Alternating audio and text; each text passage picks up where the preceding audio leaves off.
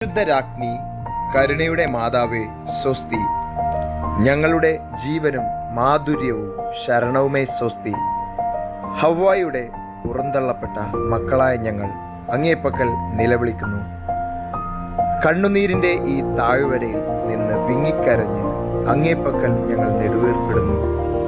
ആകയാൽ ഞങ്ങളുടെ മാധ്യസ്ഥെ, അങ്ങയുടെ കരുണയുള്ള കണ്ണുകൾ ഞങ്ങളുടെ നേരെ തിരിക്കണമേ. ഞങ്ങളുടെ ഈ പ്രവാസത്തിന് ശേഷം അങ്ങയുടെ ഉദരത്തിന്റെ അനുഗ്രഹീത ഫലമായ ഈശോയെ ഞങ്ങൾക്ക് കാണിച്ചു തരണമേ.